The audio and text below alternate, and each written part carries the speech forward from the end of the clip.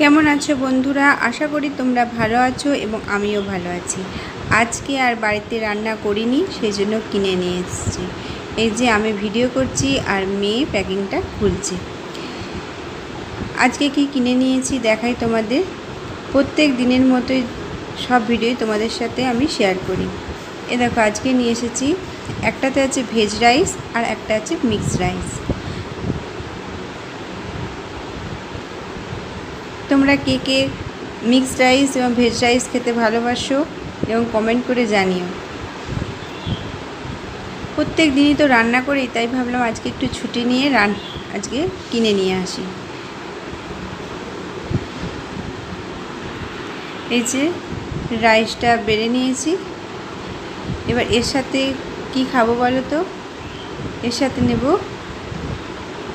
Chilli chicken.